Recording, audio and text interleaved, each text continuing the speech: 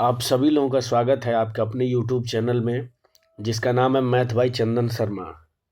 आज हम 17 अगस्त 2022 को हुए आरआरसी ग्रुप डी के पेपर के थर्ड शिफ्ट में क्वांट के जो क्वेश्चन पूछे गए थे उसको हम सॉल्व करेंगे, जिसमें आप बेसिक अप्रोच तो सीखेंगे ही सीखेंगे, साथ में जहाँ भी ज़रूरत होगी शॉर्ट ट्रिक की या कोई ऐसा तरीका जिससे हम सॉल्यूशन तक जल्दी से जल्दी पहुँच पाएँ, वो सारे तरीके हम इस वीडियो में डिस्कस करेंगे। तो इसीलिए अंत तक वीडियो ज़रूर देखें। मुझे पूरा उम्मीद है कि इस वीडियो से आपको सीखने को बहुत कुछ मिलेगा, जो कि आपके आने वाले जो भी आरआरबी एनटीपीसी का एग्ज़ाम है, चाहे ग्रुप डी का एग्ज़ाम है, जिसकी वैकेंसी आ चुकी है, इसके फॉर्म भरे भी जा रहे हैं, तो उसमें बहुत मदद होगी। क्योंकि कभी कभी देखा भी गया है कि जो प्रीवियस ईयर क्वेश्चन पेपर हैं उसी पे बेस्ड क्वेश्चन आपके एग्ज़ाम में हूबहू देखने को मिल गए हैं। इसलिए यह जो वीडियो है बहुत इंपॉर्टेंट है, तो वीडियो को अंत तक जरूर देखें। चलिए हम बिना किसी देरी के स्टार्ट करते हैं। पहला क्वेश्चन कह रहा है कि द्विघात समीकरण 4x² + 7x - 21 = 0 के मूलों का योग क्या होगा, ये आपसे पूछ रहा है। ठीक है, मैं बता चुका हूँ कि जो द्विघात समीकरण का जो बेसिक फार्मूला होता है वो होता है ax² + bx और प्लस c इक्वल टू क्या होता है 0, जहाँ पे a b और c तीनों क्या हैं आपके कांस्टेंट हैं, ये आपके कांस्टेंट हैं। तो कह रहा है कि मूलों का योग, तो मूलों के योग के लिए एक फार्मूला होता है। अगर मान लीजिए कि अगर इस इक्वेशन के मूल अगर मान लीजिए अल्फा और बीटा हैं, तो अल्फा प्लस बीटा होता है -b/a होता है। b क्या है आपका x का कोफिशिएंट है, a क्या है x² का कोफिशिएंट है। तो ये होता है मूलों के योगफल के लिए फार्मूला। और मूलों के गुणनफल के लिए क्या फार्मूला होता है, तो वो होता है c/a। तो c क्या है आपका कांस्टेंट है, अपान a x² का कोफिशिएंट है a। ये दो फार्मूले होते हैं आपके मूलों के योगफल के लिए ऊपर वाला, और मूलों के गुणनफल के लिए नीचे वाला फार्मूला होता है। और आपसे पूछ रहा है कि मूलों का योगफल क्या होगा, तो यानी इस वाले फार्मूले पे रख देंगे हम। b की जगह पे क्या दिख रहा है 7 दिख रहा है, तो क्या हो जाएगा -7, और बटा a की जगह पे क्या दिख रहा है आपका 4 है, तो -7/4 इसका क्या हो जाएगा आंसर हो जाएगा, जो कि ऑप्शन नंबर किस में दिया है थर्ड में दिया, ये इसका करेक्ट आंसर हो जाएगा। ठीक है, बढ़ते हैं अगले क्वेश्चन पे। ये क्वेश्चन कह रहा है कि आपको इक्वेशन दिया है कि 0.16 के ऊपर बार है आपका, और क्या दिया प्लस 0.155 के ऊपर बार है, माइनस करना है 0.13 के ऊपर क्या है बार है। इसको करने का तरीका मैं बता चुका हूँ, यहाँ पे मैं इसका बेसिक एक बार फिर से डिस्कस कर देता हूँ। तो देखिए, जब भी कोई संख्या होती है, जैसे मान लीजिए मैं पहले वाले अगर संख्या को लेता हूं, तो 0.16 के ऊपर क्या है बार है, तो इसको p/q के फॉर्म में लिखने का तरीका ये होता है कि पहले पूरी संख्या को आप उतार लेंगे। तो पूरी संख्या 16 है, इसको हमने उतार लिया, इसमें से माइनस क्या कर देना है, जिस संख्या के ऊपर बार नहीं है उसको माइनस कर देना है। तो 1 के ऊपर बार नहीं है तो 1 को क्या कर देंगे हम माइनस कर देंगे, और नीचे क्या लिखेंगे, जिस संख्या के ऊपर बार है, यानी जितने संख्या के ऊपर बार है उतनी बार 9 लिखेंगे। तो चूंकि 6 के ऊपर बार है तो एक बार 9 लिखेंगे, और 1 के ऊपर बार नहीं है तो जितने संख्या के ऊपर बार नहीं होता उतने 0 रख देते हैं, तो ये क्या हो जाएगा 90। यानी इसको p/q के फॉर्म में लिखेंगे तो क्या आ जाएगा आपका 15/90 आ जाएगा। ये मैंने एक संख्या को करके बता दिया। अब मैं डायरेक्ट आंसर लिखता हूँ। तो पहली वाली संख्या आपकी क्या हो जाएगी 15/90 हो जाएगी, प्लस दूसरी वाली संख्या क्या हो जाएगी, एक कम कर देंगे तो 14 क्या हो जाएगा आपका 90 हो जाएगा। इसमें से माइनस करना है, इसको p/q के फॉर्म में लिखेंगे तो क्या हो जाएगा 12/90 हो जाएगा। अब चूंकि तीनों का हर क्या है समान है, तो 14 में से 12 घट जाएगा आपका 2 बचेगा, 15 में 2 जोड़ेंगे तो कितना हो जाएगा 17/90 इसका क्या हो जाएगा आंसर हो जाएगा, जो कि ऑप्शन नंबर किस में दिया है 2 में दिया है 17/90। ठीक है, एक तो ये तरीका हो गया। दूसरा तरीका आप डायरेक्ट कर सकते थे, जैसे मान लीजिए क्वेश्चन दिया है कि 0.16 के ऊपर बार है, पर प्लस 0.15 के ऊपर बार है, माइनस क्या है 0.13 के ऊपर बार है। तो इसको जैसे नॉर्मल जो जोड़ घटाना करते हैं, चूंकि सब पे जो बार की संख्या वो समान है और स्थान भी समान है, तो डायरेक्ट आप क्या करें जोड़ घटा देंगे। तो ये क्या हो जाएगा आपका 0.16 के ऊपर बार हो जाएगा, और ये क्या हो जाएगा आपका जब 15 में से 13 घटाएंगे कितना हो जाएगा आपका 2 हो जाएगा। तो इसको मैं लिख सकता हूँ 0.0 और 2 के ऊपर क्या हो जाएगा आपका बार हो जाएगा। इन दोनों को जोड़ेंगे तो क्या हो जाएगा 0.1 और 6 2 क्या हो जाएगा 8, और 8 के ऊपर क्या हो जाएगा बार हो जाएगा। और जब इसको P/Q के फॉर्म में बदलेंगे तो ये आपका क्या आ जाएगा, 18 माइनस 1 बटा क्या आ जाएगा आपका 90, और इसको बदलेंगे तो क्या आ जाएगा 17/90 आ जाएगा, जो कि ऑप्शन नंबर 2 में दिया है। आप इस तरीके से भी इसको लगा सकते थे। ठीक है, बढ़ते हैं अगले क्वेश्चन पे। ये क्वेश्चन कह रहा है कि 6 वर्ष पूर्व एक पिता की जो आयु है उसके पुत्र की आयु की क्या है 6 गुनी है। आगे कह रहा है 3 वर्ष बाद जो पिता की आयु है उसके जो पुत्री है उसकी जो आयु के क्या है 3 गुनी के बराबर है। तो पूछ रहा है कि पुत्री की जो वर्तमान आयु है वो आपसे पूछ रहा है। लिख लेते हैं। तो 6 वर्ष पूर्व मान लीजिए दिया है, तो 6 वर्ष पिता की आयु, यानी कि अगर ये एफ लिखते हैं फादर और ये डॉटर पुत्री है, इसकी उम्र 6 वर्ष पहले क्या थी 6 गुनी थी। तो अगर पिता की 6 है तो उसके पुत्री की उम्र क्या हो जाएगी 1 हो जाएगी, यानी अनुपात क्या है 6:1 का। ठीक है, ये है आपका 6 वर्ष पूर्व का। तो ये आपकी क्या हो जाएगी इनकी वर्तमान आयु हो जाएगी, कुछ तो हुई होगी इनकी वर्तमान आयु। आगे पूछा है 3 वर्ष बाद, यानी वर्तमान आयु से 3 वर्ष बाद जो ये अनुपात है वो कितना हो जा रहा है, तो वो 3 गुनी, यानी अगर पिता की 3 है तो पुत्री की क्या हो जा रही है 1 हो जा रही है। ठीक है, अब मैं इस तरह के क्वेश्चन करा चुका हूँ, उसमें मैं बताता हूँ कि उम्र कितनी भी बढ़ जाए, यानी समय के साथ जो होता है उनके बीच का जो गैप होता है वो क्या होता है हमेशा इक्वल रहता है। तो यहाँ पे अगर हम देखेंगे तो 6 और 1 के बीच में गैप कितना है आपका, तो 5 का गैप है। ठीक है, और यहाँ पे देखेंगे तो 3 और 1 के बीच में गैप कितना है 2 का है, जो कि बराबर नहीं है। तो इसको क्या हम करेंगे बराबर करेंगे। तो बराबर करने के लिए ऊपर में क्या करेंगे हम 2 से गुणा कर देंगे, और नीचे वाले में क्या करेंगे हम लोग 5 से गुणा कर देंगे। तो गुणा कर देते हैं तो नया जो अनुपात निकल के आ जाएगा वो क्या निकल के आ जाएगा, तो 6 दूना के 12 अनुपात क्या हो जाएगा 2 हो जाएगा, और 5 × 15 और 15 अनुपात है 5 × 5। अब देखिए इनके बीच का जो गैप है 10 है, यहाँ पे भी 10 है, अब बराबर हो गया। अब जो क्वेश्चन कह रहा है तो देखिए 12 से 15 हो रहा है, यानी कितना बढ़ रहा है ये, तो ये बढ़ रहा है 3 बढ़ रहा है।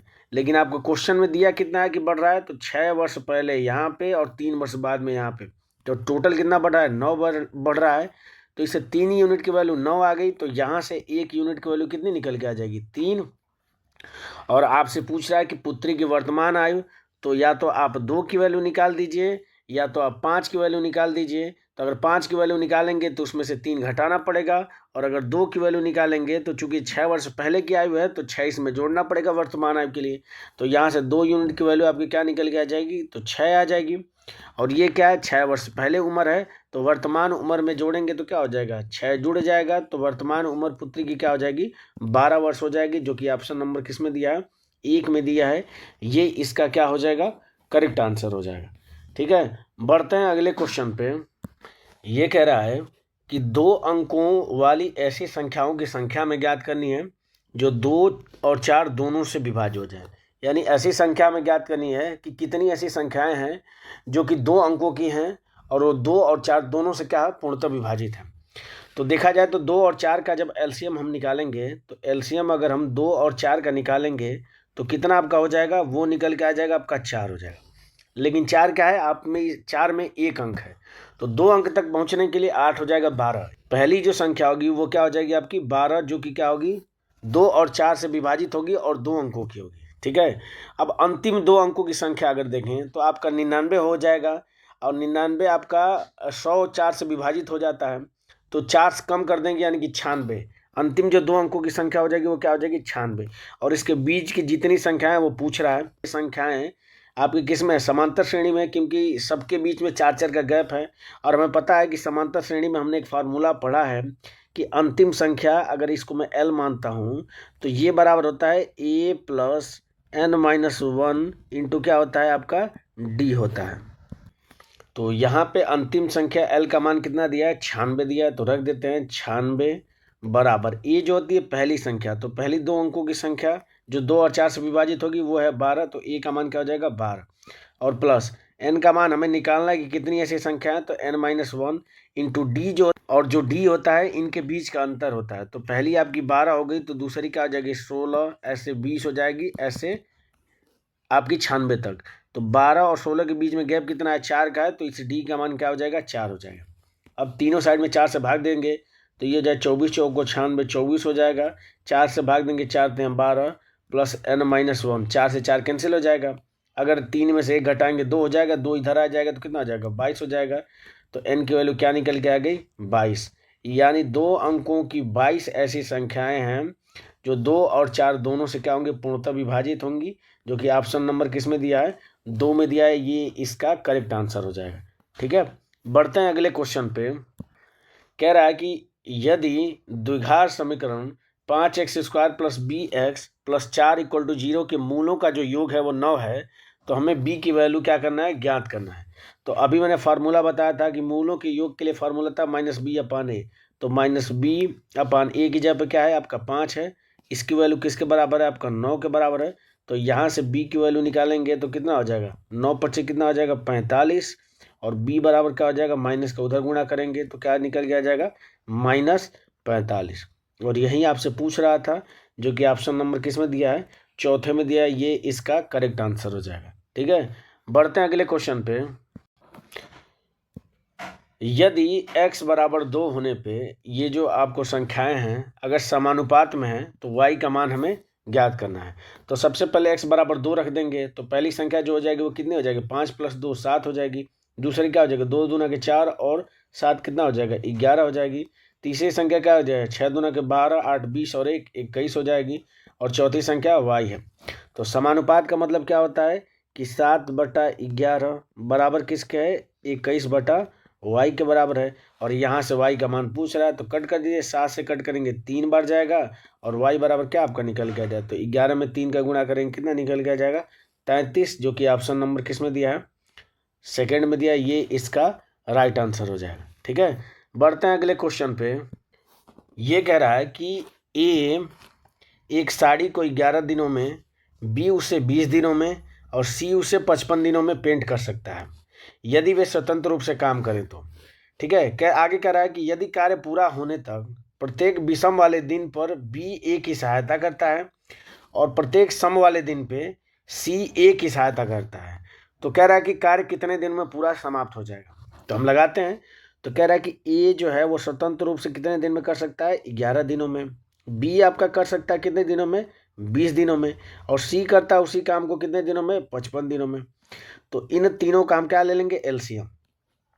तो 55 में 11 और 5 है तो ये हो जाएगा 11 × 5 और 20 में आपका 5 × 4 है, यानी ये इसका क्या हो जाएगा एलसीएम आ जाएगा। 11 × 5 × 4 इसका एलसीएम आ जाएगा। 11 से कट करेंगे तो कितनी बार जाएगा 20 बार, यानी इसकी इफिशियंसी क्या हो जाएगी 20 ए की। बी की क्या हो जाएगी 20 5 चौक 20 यानी 11 बचेगा। और 55 करेंगे तो 4 बचेगा, यानी इसकी इफिशियंसी निकल के आ गई। ए की 20 आ गई, बी की 11 आ गई और सी की क्या आ गई 4 निकल के आ गई। आगे कह रहा है कि विषम वाले दिन, विषम वाले दिन मतलब क्या होता है पहले दिन। अगर पहले दिन मान लीजिए कौन कर रहा है बी ए की मदद कर रहा है, तो ए अगर 20 यूनिट कर रहा है तो बी कितने यूनिट कर रहा है 11, यानी कि पहले दिन कितना काम ये कर रहे हैं तो ये 31 काम कर रहे हैं दोनों मिल के। दूसरे दिन का आपका दिया है कि दूसरे दिन क्या कर रहा है कि ए की मदद सी कर रहा है, तो ए तो 20 यूनिट काम कर रहा है, सी कितने यूनिट काम कर रहा है 4, यानी कि 20 और 4 कितना हो जाएगा 24। यानी कि 2 दिनों में इनके द्वारा किया गया कार्य है वो कितना हो जाएगा, तो इन दोनों को जोड़ देंगे तो 30 20 50 और 5 क्या हो जाएगा 55, यानी 55 यूनिट का काम कितने दिन में कर दे रहे हैं ये, तो 2 दिनों में कर दे रहे हैं। तो टोटल काम आपका इतना है। देख लेते हैं कितने दिनों में करते हैं, तो हम इसको भाग देंगे कि एकदम पूर्णांक में चला जाए इसके करीब तक। अगर हो सकता है कि ये पूरी वैल्यू क्या होगी विभाजित भी हो सकती है, क्योंकि हम आंसर देख रहे हैं कि पूरी पूर्णांक में वैल्यू आपका दी है, इसका मतलब क्या होगा ये विभाजित हो जाएगी। तो भाग दे देते हैं। तो पूरा काम है आपका 11 × 5 × 4 है, और इसमें कराना है किससे 55 से भाग दे देंगे तो 11 5 क्या हो जाएगा 55 हो जाएगा, यानी कि 4 हो जाएगा। यानी कि टोटल काम कितने दिनों में कर देंगे ये 4 दिनों में कर देंगे। लेकिन जो 55 काम है वो इनके 2 दिनों का काम है, तो ये कितनी बार जा रहा है 4 गुना बार। तो ये जो दिन होगा वो भी क्या हो जाएगा आपका 4 गुना हो जाएगा। तो 2 का 4 गुना करेंगे तो क्या हो जाएगा 8, यानी कि 8 दिनों में ये पूरे कार्य को क्या कर लेंगे। तो दूसरा जो होगा इसका करेक्ट आंसर हो जाएगा 8 दिन। बढ़ते हैं अगले क्वेश्चन पे।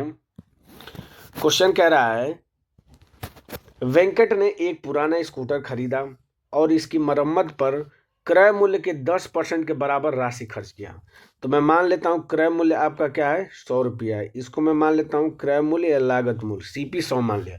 तो 10% के बराबर खर्च किया, यानी कि खर्च कितना कर रहा है, तो 100 का 10% निकालेंगे तो कितना आ जाएगा 10, यानी 10 रुपया इसकी मरम्मत पे खर्च कर रहा है। यानी कि अब टोटल कितना इसका पैसा लग गया, तो 110 रुपया इसका पैसा लग गया। ठीक है, आगे कह रहा है कि उसने स्कूटर को 2200 के लाभ पर बेचा। यदि उसे 20% का लाभ होता, तो देखिए क्रय मूल्य अब 110 निकल के आ जाए, 20% का लाभ हो रहा है यानी कि 12/10 हो जाएगा ये। इसको सिंप्लीफाई करेंगे तो ये 0 से 0 कट गया, और 12 में 11 को गुणा करेंगे कितना आ जाएगा, 132 होता है, तो 132 आ गया। यानी 132 रुपये में अब उसको वो बेच रहा है 20% के लाभ पे।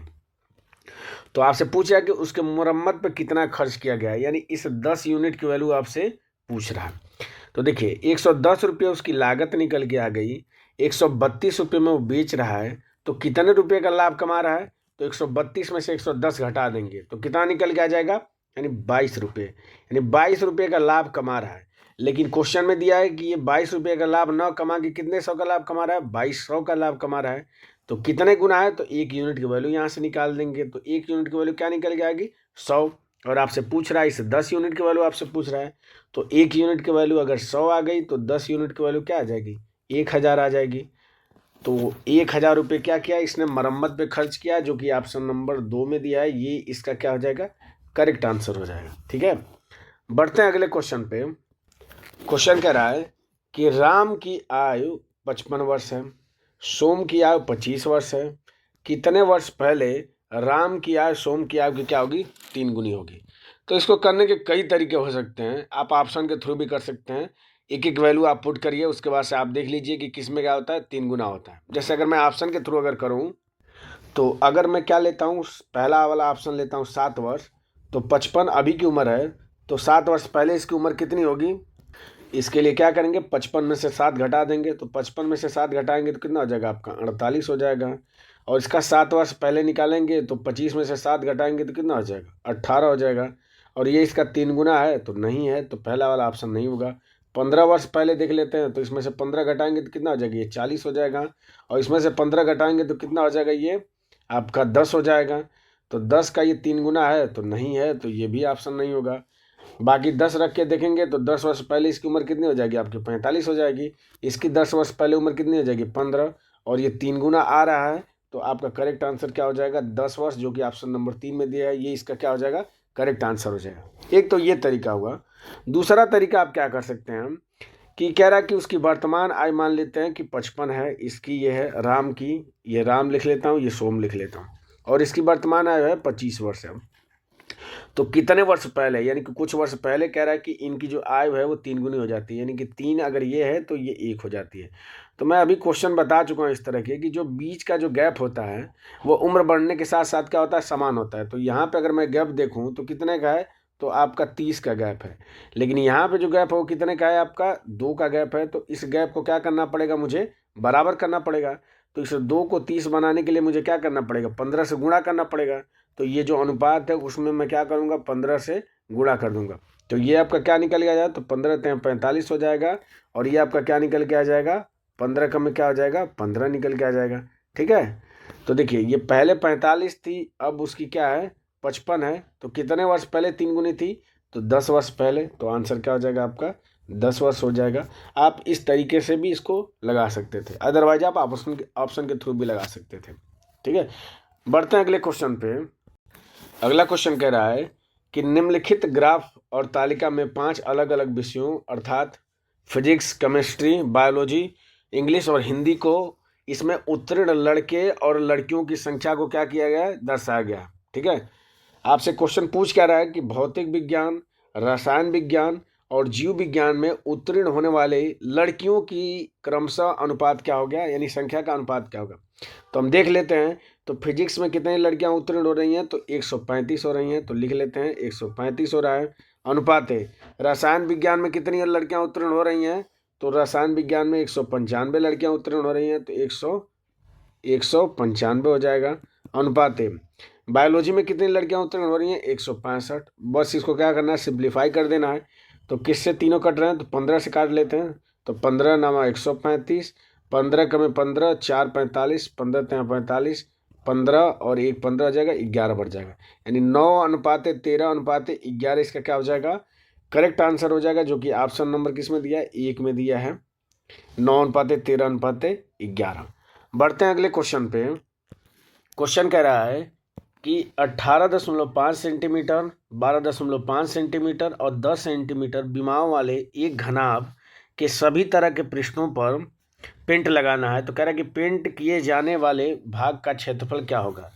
यानी क्या कह रहा है कि ये सीधे कह रहा है कि घनाभ में हमें पता है कि कितने पृष्ठ होते हैं, आपकी 6 पृष्ठ होती हैं। घनाभ में अगर आपको नहीं समझ में आ रहा है तो आप एक कमरे का जिक्र कर लीजिए। कमरे में अगर आप देखेंगे तो इसमें क्या होती है, 4 तो आपकी दीवारें होती हैं, एक नीचे वाली सतह हो गई और एक छत वाली सतह, यानी कि टोटल कितनी सतह होंगी, 6 सतह होगी। और घनाभ की जो सतहों का क्षेत्रफल होता है उसके लिए फार्मूला होता है कि अगर उसकी लंबाई L है, चौड़ाई B है और ऊंचाई अगर H है, तो इसके लिए फार्मूला होता है 2 ब्रैकेट में LB प्लस BH और प्लस क्या होता है, LH होता है। ये फार्मूला होता है। तो बस इसी फार्मूले पे रख के इस क्वेश्चन को सॉल्व करना है। तो हम कर लेते हैं। तो 2 ब्रैकेट में क्या हो जाएगा आपका 18.5 और गुणे क्या हो जाएगा आपका 12.5 हो जाएगा, प्लस 12.5 और गुणे क्या हो जाएगा आपका 10 हो जाएगा, और प्लस क्या हो जाएगा 18.5 और गुणे क्या हो जाएगा 10। और बस इसी को सॉल्व करना है। तो सॉल्व कर लेते हैं। तो ये हो जाएगा 2 ब्रैकेट में, इसका पहले हम गुणा कर लेते हैं। तो देखिए अब इस 12.5 को मैं क्या लिख सकता हूँ, 10 प्लस 2 प्लस 0.5 लिख सकता हूँ। तो 10 बार अगर गुणा करेंगे तो कितना हो जाएगा, 185 हो जाएगा। 2 बार गुणा करेंगे तो 18 दूना के 36, 137 हो जाएगा। और 0.5 बार गुणा करने का मतलब इसका आधा, तो 18 का आधा कितना हो जाएगा 9 और 5 का आधा हो जाएगा 2.5, यानी 9.25 इसका गुणा करने के बाद आ गया। इसमें 10 का गुणा करेंगे तो कितना हो जाएगा, दशमलव हट जाएगा 125 हो जाएगा। इसमें 10 का गुणा करेंगे तो कितना हो जाएगा 185 हो जाएगा। और बस इन सबको क्या करना है, हमें जोड़ लेना है। तो लास्ट में क्या है 0.25 है, तो 0.25 हो गया। अब जोड़िए तो ये हो जाएगा 5 5 10 और 10 और 9 19, 19 और 7 कितना हो जाएगा 26, और 26 और 5 कितना हो जाएगा आपका 31। 31 को 1 हो जाएगा, 3 कैरी हो जाएगा, 8 3 11, 11 2 कितना हो जाएगा 13, 13 और 3 कितना हो जाएगा 16, और 16 और 8 कितना हो जाएगा, तो 24। 24 को क्या हो जाएगा आपका 4, 2 कैरी हो जाएगा, 3 4 और 4 और 1 कितना हो जाएगा ये 5, यानी 541.25 इसका क्या हो गया जोड़ने के बाद। इसमें बस 2 का गुणा कर देना है।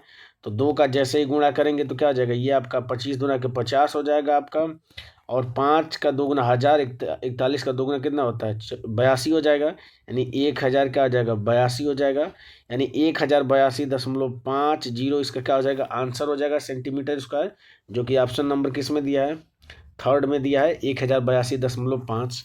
ठीक है, ये इसका करेक्ट आंसर हो जाएगा। बढ़ते हैं अगले क्वेश्चन पे। अगला क्वेश्चन कह रहा है कि प्रत्येक 14 सेंटीमीटर लंबी भुजा वाले एक समबाहु त्रिभुज का क्षेत्रफल ज्ञात कीजिए।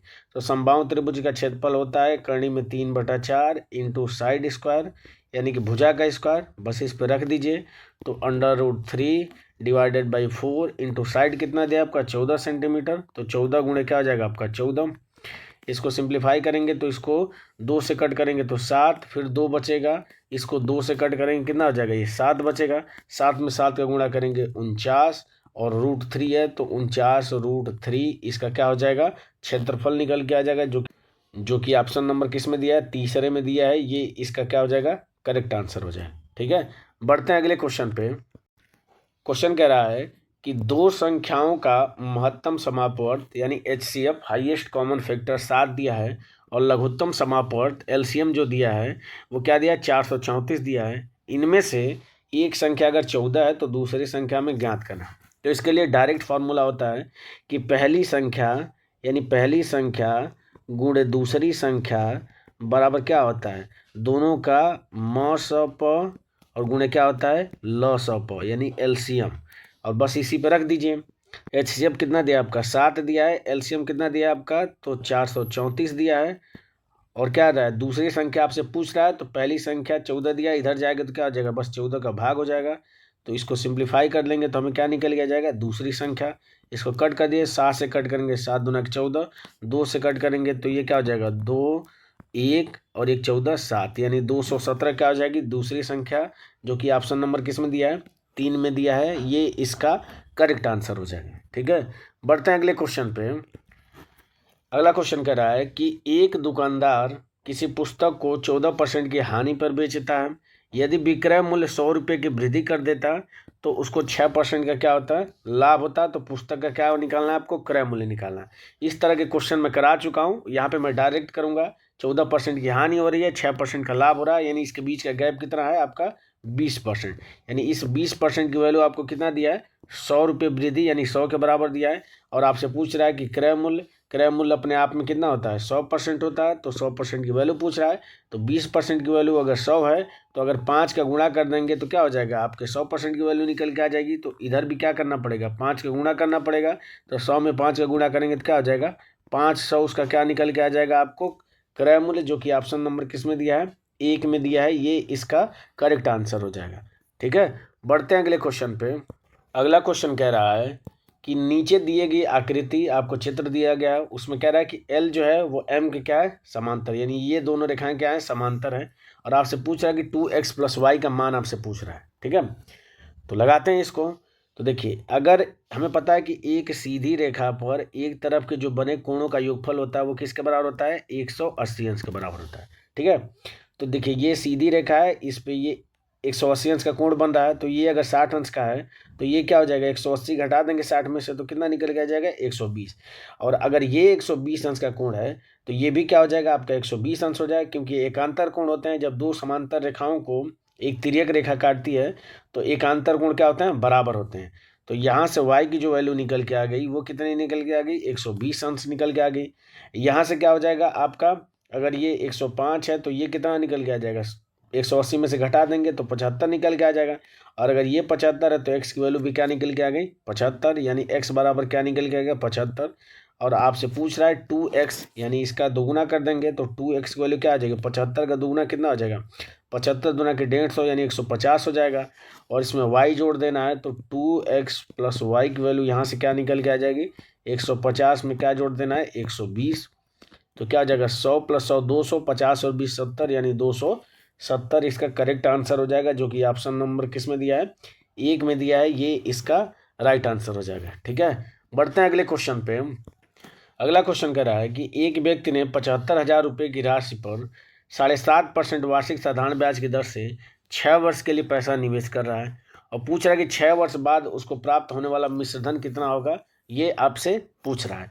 तो हम देख लेते हैं कि कितना उसको ब्याज मिल रहा है। तो हमें पता है कि साधारण ब्याज बराबर क्या होता है, मूलधन। मूलधन कितना है आपका, 75,000 मूलधन, और गुणे दर कितना है आपका, 7.5%, यानी इसको मैं लिख सकता हूँ 7.5। ठीक है, और इंटू समय कितना है आपका, 6 वर्ष के लिए, डिवाइडेड बाई क्या कर देंगे आपका 100 हो जाएगा। इसको सिंप्लीफाई कर लेते हैं तो 0 से 0 आपका कट जाएगा। ये आपका क्या हो जाएगा, ये 1 0 है, दशमलव हट जाएगा, यानी ये आपका हो जाएगा 75 गुणे क्या हो जाएगा आपका 75, और इंटू क्या हो जाएगा 6 हो जाएगा। 75 में 75 का गुणा करेंगे तो कितना हो गया, ये ट्रिक मैं बता चुका हूँ कि 5 का स्क्वायर कर देंगे 25 हो जाएगा, और 7 से 1 बढ़ा के, यानी 8 में 7 से गुणा करेंगे तो 8 से कितना हो जाएगा 56, ये इसका स्क्वायर हो जाएगा। इसमें 6 का गुणा कर लेंगे तो आंसर क्या निकल गया जाएगा, 30, 3 12 और 3 कितना आ जाएगा 15, 1 36 और 1 37, 3 30 और 3 कितना आ जाएगा 33। ये इसका क्या निकल गया ब्याज। और आपसे पूछ क्या रहा है, मिश्रधन। तो मिश्रधन बराबर क्या होता है, मिश्रधन ए बराबर होता है मूलधन प्रिंसिपल इंटू जो ब्याज होता है, यानी कि जो साधारण ब्याज निकला है तो प्रिंसिपल है आपका 75,000, और इसमें क्या करना है आपको ब्याज 33,750 क्या करना है, जोड़ देना है। तो लास्ट में आपको 750 आना चाहिए। लास्ट में 750 सिर्फ और सिर्फ ऑप्शन नंबर 1 में है। तो ये इसका क्या हो जाएगा, करेक्ट आंसर हो जाएगा। इसको आप जोड़ेंगे तो कितना आ जाएगा, 1,08,750 हो जाएगा। ये इसका करेक्ट आंसर हो जाएगा। ठीक है, बढ़ते हैं अगले क्वेश्चन पे। क्वेश्चन कह रहा है कि x और y क्रमशः 8 दिन और 12 दिन में एक काम को पूरा कर लेते हैं। ठीक है, तो हम लिख लेते हैं। तो x कितने दिन में कर रहा है, 8 दिन में, और y कितने दिन में कर रहा है, 12 दिन में।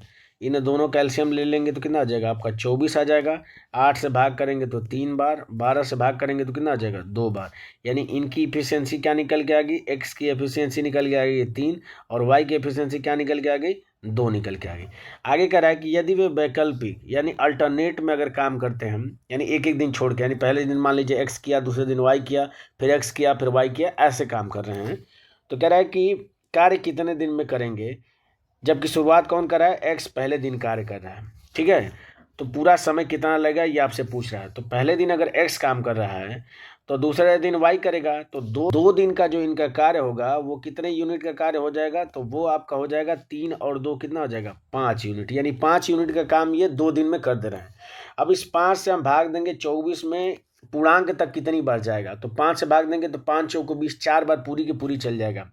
तो यानी कि ये 20 यूनिट का जो कार्य होगा, यानी 4 का जब हम इसमें गुणा करेंगे तो इधर भी आपको 4 से गुणा करना पड़ेगा, तो कितना हो जाएगा, 8 दिन में। यानी 20 यूनिट का काम कितने दिन में ये कर दिया इन्होंने, 8 दिन में कर दिया। अब देखिए, तो 20 यूनिट ये काम हो चुका है, अब बचा कितना काम है, तो बचा काम है 4 यूनिट का काम है। ठीक है, तो 8 दिन यानी कि सम पे खत्म हो रहा है ना, तो यानी कि फिर उसके बाद से कौन करेगा, 9वां दिन क्या काम कौन करेगा, एक्स करेगा। और एक्स कितने दिन काम कर रहा है, 3 दिन काम कर रहा है, तो 9 दिन में इनके द्वारा किया गया जो कार्य होगा वो कितना हो जाएगा, 20 और 3 कितना हो जाएगा, 23 यूनिट का काम इसके 9 दिन में ये कर लेंगे। अब बचेगा 1 यूनिट का काम, क्योंकि टोटल काम है 24 और 23 कर दिए हैं, 1 यूनिट का काम बचा है, और इसको किसके कराना है, वाई से। वाई की इफिशियंसी है 2, तो कितने दिन में कर देगा, 1/2 दिन में कर देगा। तो जो टोटल दिन लगेगा, तो 9 दिन तो पूरा लग रहा है, 1/2 दिन बी के द्वारा लग रहा है, तो पूरा काम कितने दिन में समाप्त हो जाएगा, 9 सही 1/2 दिन में क्या हो जाएगा, पूरा कार्य क्या हो जाएगा, समाप्त हो जाएगा, जो कि ऑप्शन नंबर किस में दिया है, 3 में दिया है, ये इसका करेक्ट आंसर हो जाएगा। ठीक है, बढ़ते हैं अगले क्वेश्चन पे। क्वेश्चन कह रहा है कि एक व्यक्ति 3 घंटे में 80 किलोमीटर की यात्रा करता है, वह आगे 2 घंटे की यात्रा करता है। यदि पूरी यात्रा के लिए उसकी औसत चाल जो है वो 30 किलोमीटर प्रति घंटा है, तो कह रहा है कि बाद में 2 घंटे में तय की गई दूरी ये हमसे पूछ रहा है। तो हमें पता है कि औसत चाल बराबर होता है एवरेज स्पीड, बराबर क्या होता है, एवरेज स्पीड बराबर होता है कि कुल दूरी यानी टोटल डिस्टेंस यानी कुल दूरी और बटा कुल समय यानी टोटल टाइम जो होगा, ये आपका क्या होता है, औसत चाल के लिए फॉर्मूला होता है। तो एवरेज स्पीड आपकी दिया है 30 दिया है, टोटल जो दूरी है वो हमें मालूम नहीं है, इसको मैं मान लेता हूँ x मान लेता हूँ। ठीक है, और टोटल टाइम जो लग रहा है, तो देखिए 3 घंटा यहाँ पे लग रहा है और आगे 2 घंटा इधर लग रहा है, तो टोटल समय कितना लग रहा है, 5 घंटे। तो यहाँ से x की वैल्यू क्या निकल के आ जाएगी, तो 5 3 15 यानी 150 किलोमीटर क्या हो जाएगी, टोटल दूरी हो जाएगी। ठीक है, यहाँ कह रहा है कि 80 किलोमीटर की दूरी वो तय कर चुका है, बाकी जो दूरी बची है वो कितनी है जो तय करनी है उसे, तो इसमें से क्या कर देंगे, बस 80 घटा देंगे, तो 150 में से 80 घटा देंगे तो कितना आंसर आ जाएगा, 70 किलोमीटर जो दूरी होगी वो क्या करेगा, 2 घंटे में तय करेगा। तो इसका करेक्ट आंसर क्या हो जाएगा, 70 किलोमीटर, जो कि ऑप्शन नंबर किस में दिया है, 3 में दिया है, ये इसका करेक्ट आंसर हो जाएगा। ठीक है, बढ़ते हैं अगले क्वेश्चन पे।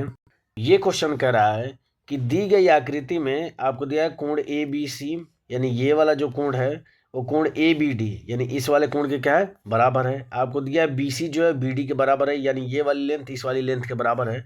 तो पूछ क्या रहा है आपसे कि त्रिभुज सी ए बी जो होगा वो सर्वांग किस त्रिभुज के होगा, ये आपसे पूछ रहा है। तो देखिए सी ए यानी ये वाली भुजा क्या है, सी ए ये वाली भुजा है, इस भुजा के सामने का कोण ये है, ये बराबर है इस कोण के, तो इसके सामने की भुजा क्या हो जाएगी आपकी, डी ए हो जाएगी। तो ये किसके बराबर हो जाएगा, आपका डी ए के बराबर हो जाएगा। आगे क्या है, ए बी, तो ए बी क्या है, ये वाली भुजा, ये दोनों त्रिभुज इस और इस त्रिभुज दोनों में कॉमन है, तो ए बी क्या हो जाएगा, ए बी होगा, तो आगे भी क्या हो जाएगा, ए बी, यानी ये किसके सर्वांग सम होगा, त्रिभुज डी ए बी। और डी ए बी किस में दिया है, इसमें नहीं दिया है, ये आपका डी ए बी दिया है, ऑप्शन नंबर 2 में दिया है, ये इसका क्या हो जाएगा, करेक्ट आंसर हो जाएगा। यानी कि त्रिभुज सी ए बी सर्वांग सम किसका होगा, त्रिभुज डी ए बी के क्या होगा, सर्वांग सम। इसमें पकड़ने वाली बात ये होती है कि अगर सी ए दिया है तो ये किस कोण के सामने की भुजा है, और दूसरे वाले त्रिभुज में उस कोण के सामने की भुजा क्या है, उससे हम कंपेयर करते हैं। तो इस चीज़ का आप ध्यान दीजिए। ठीक है, बढ़ते हैं अगले क्वेश्चन पे। क्वेश्चन कह रहा है कि अरुणा की एक छोटी बहन है जिसकी आयु अरुणा से 8 वर्ष कम है। ठीक है, यदि अरुणा की बहन की आयु 18 वर्ष है तो अरुणा की आयु कितनी होगी। तो अरुणा से क्या है 8 वर्ष कम है, तो अरुणा की बहन की जो उससे 8 वर्ष कम है उसकी आयु अगर 18 वर्ष है तो अरुणा की आयु क्या होगी, उससे 8 वर्ष अधिक होगी। तो 18 में 8 जोड़ देंगे तो कितना हो जाएगा, 18 और 8 26, यानी इसका करेक्ट आंसर क्या हो जाएगा 26 हो जाएगा, जो कि ऑप्शन नंबर किस में दिया है, चौथे में दिया है, ये इसका करेक्ट आंसर हो जाएगा। ठीक है, बढ़ते हैं अगले क्वेश्चन पे।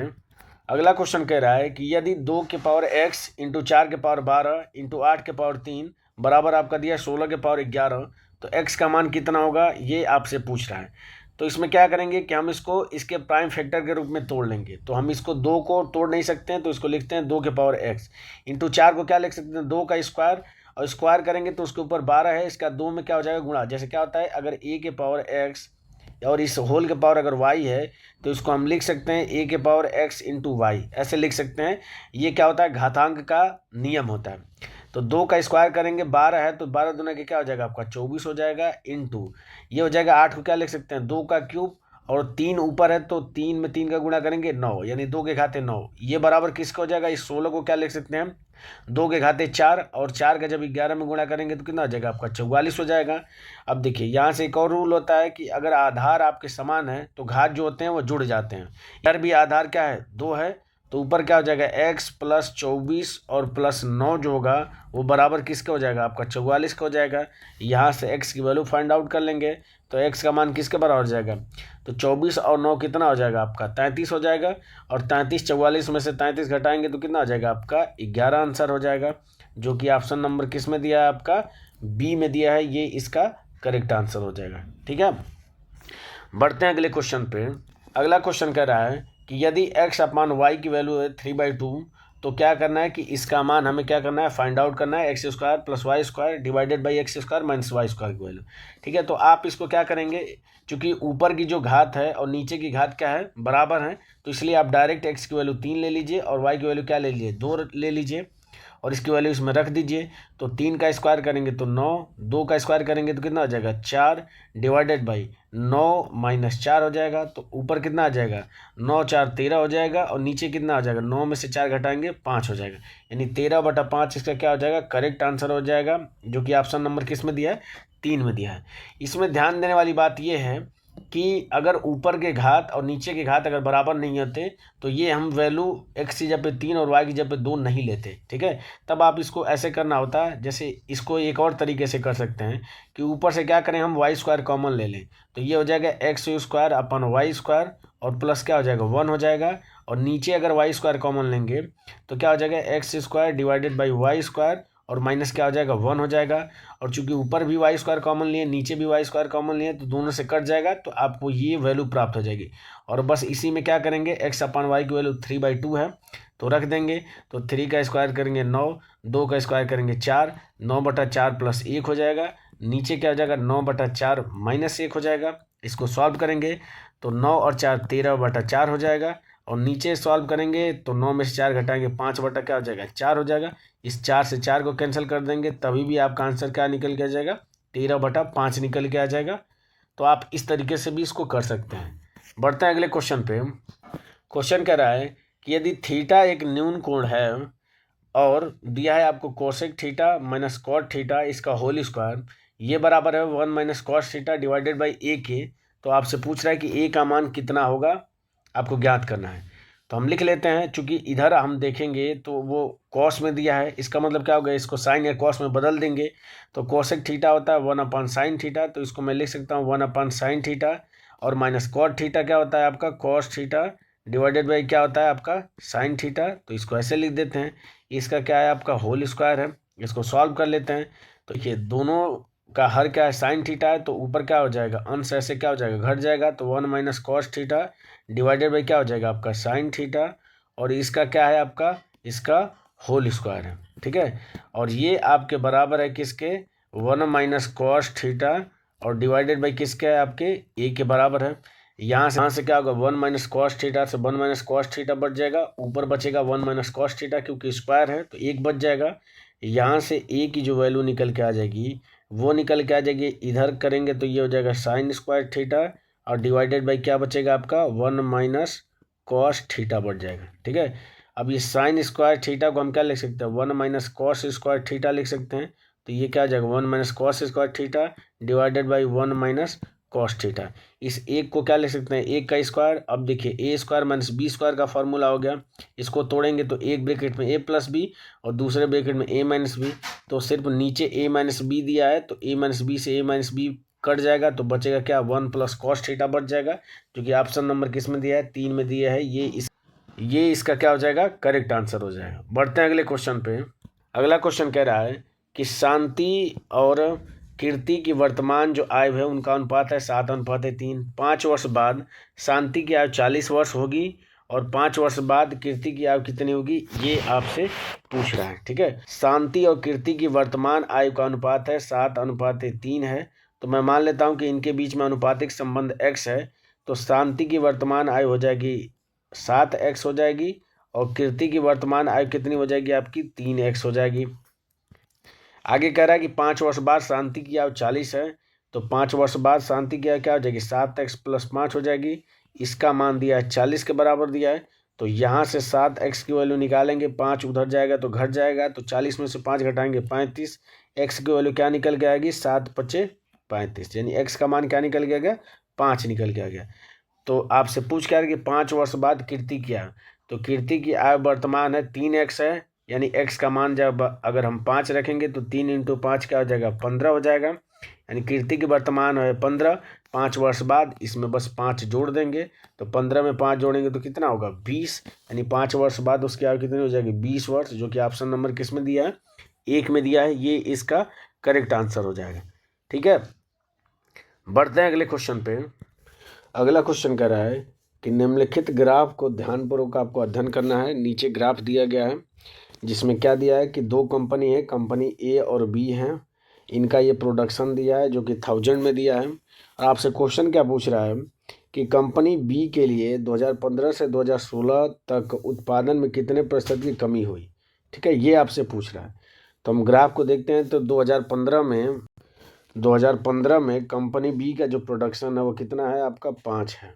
ठीक है, और 2016 में कितना हो गया वो 4 हो गया। तो यहाँ पे क्या रहा है, एक की कमी आ रही है कितने पे, तो 5 पे आ रही है। तो इसको प्रतिशत में पूछ रहा है, तो बस क्या करेंगे 100 से गुणा कर देंगे। तो 1/5 को जब प्रतिशत में बदलेंगे तो कितना आंसर आएगा 20% के बराबर आएगा, जो कि ऑप्शन नंबर किस में दिया है 4 में दिया है। ये इसका क्या हो जाएगा करेक्ट आंसर हो जाएगा। ठीक है, बढ़ते हैं अगले क्वेश्चन पे। अगला क्वेश्चन कह रहा है कि एक व्यक्ति 100 मिनट तक 20 मीटर प्रति मिनट की चाल से और 50 मिनट तक 70 मीटर प्रति मिनट की चाल से चलता है, और आपसे पूछ रहा है कि उसकी औसत चाल क्या होगी, ये हमें ज्ञात करना है। तो एवरेज स्पीड बराबर होता है आपका कुल दूरी, यानी टोटल डिस्टेंस अपन क्या होगा टोटल टाइम जो लगेगा उसके द्वारा कवर करने में, उसके क्या होता है बराबर होता है। ठीक है, टोटल टाइम। तो यहाँ से टोटल जो उसकी दूरी हो जाएगी तो 20 मीटर प्रति मिनट, तो 100 मिनट चल रहा है तो कितनी दूरी हो जाएगी आपकी, तो 20 इंटू क्या हो जाएगा आपका 100 हो जाएगा, इतना मीटर हो जाएगा उसके द्वारा पहली चाल चलने में। दूसरी है 50 मिनट में वो 70 मीटर प्रति मिनट, तो चाल इंटू समय कर देंगे तो दूरी निकल के आ जाएगा, तो 50 में किसका गुणा करेंगे 70 का, ये आपकी टोटल दूरी निकल के आ गई। और टोटल टाइम कितना ले रहा है, तो आपको 100 मिनट यहाँ पे चल रहा है और 50 मिनट यहाँ पे, तो टोटल कितना टाइम ले रहा है, तो 150 मिनट का टाइम ले रहा है। बस इसी को सॉल्व कर देंगे तो हमारा क्या निकल के आ जाएगा आपका एवरेज स्पीड निकल के आ जाएगी। तो सॉल्व करते हैं, तो देखिए ये 0 यहाँ से 0 और ये 0 कट जाएगा, तो ये आ जाएगा 20 में 10 का गुणा करेंगे आपका 200 और प्लस 7 × 5 = 35 350, और इसको भाग देना है किससे 15 से, ऊपर जोड़ेंगे तो 3 और 2 5 यानी 550 डिवाइडेड बाई कितना हो जाएगा 15। 5 से भाग देंगे तो 5 एकम में 5, 5 एकम में 5 0 हो जाएगा और 5 3 15, यानी कि 110/3 मीटर प्रति मिनट इसका क्या हो जाएगा आंसर हो जाएगा, जो कि ऑप्शन नंबर किस में दिया है 3rd में दिया है। ये इसका करेक्ट आंसर हो जाएगा। ठीक है, बढ़ते हैं अगले क्वेश्चन पे। अगला क्वेश्चन कह रहा है, और ये इस पेपर का लास्ट क्वेश्चन है, कह रहा है कि ए और बी का जो अनुपात है वो आपको दिया है 2:3, बी और सी का जो अनुपात है वो दिया 3:4। तो आपसे पूछ रहा है कि ए बी सी इन तीनों का अनुपात क्या होगा। तो यहाँ पे हम देख सकते हैं कि जो बी की वैल्यू यहाँ पे 3 है, यहाँ पे b की वैल्यू क्या है 3 है, तो जो अनुपात हो जाएगा a अनुपात b अनुपात c जो होगा वो आ जाएगा आपका 2 अनुपात 3 अनुपात क्या हो जाएगा 4 हो जाएगा, जो कि ऑप्शन नंबर किस में दिया है आपका 4th में दिया है। ये इसका क्या हो जाएगा करेक्ट आंसर हो जाएगा। या तो आप इस तरीके से भी कर सकते हैं, अदरवाइज आप लिख सकते हैं a अनुपात b अनुपात c लिख लीजिए। a और b का अनुपात कितना दिया है आपको, दिया है 2 अनुपात 3 दिया है, और b और c का अनुपात दिया है 3 अनुपात क्या दिया है 4 दिया है। अब इसमें क्या होता है, कभी कभी इस b की वैल्यू एक्चुअली में यहाँ पे तो बराबर है, कभी कभी ये b की वैल्यू बराबर नहीं होती, तो उस कंडीशन में क्या होता है, इस बगल वाली वैल्यू को यहाँ पे जो स्पेस खाली है वहाँ पे भर देंगे 3 लिख देंगे, और यहाँ पे जो स्पेस खाली है इस वाली बगल वाली वैल्यू से भर देंगे तो ये 3 हो जाएगा। और बस इनका गुणा कर दीजिए तो ये हो जाएगा 3 दूना के 6, 3 तें 9 और 4 तें क्या हो जाएगा 12, यानी 6 अनुपात 9 अनुपात 12। या इसको सिंप्लीफाई कर दीजिए, 3 से भाग दे दीजिए तो 3 दूना के 6, 3 तें 9, 3 चौको 12, यानी 2 अनुपात 3 अनुपात 4। यहाँ से भी इसका आंसर निकल के आ जाएगा। तो आप इस तरीके से भी इसको सॉल्व कर सकते थे। तो हमने इस पेपर में जो भी क्वांट से क्वेश्चन पूछे गए थे उसको हमने सॉल्व कर लिया। मुझे उम्मीद है कि आपको वीडियो अच्छी लगी होगी। अगर आप इस चैनल पे पहली बार विजिट किए हैं तो इस चैनल को सब्सक्राइब करना ना भूलें। वीडियो में अंत तक बने रहने के लिए आपका धन्यवाद। मिलते हैं अगले वीडियो में अगले पेपर के साथ, तब तक के लिए जय हिंद और बाय।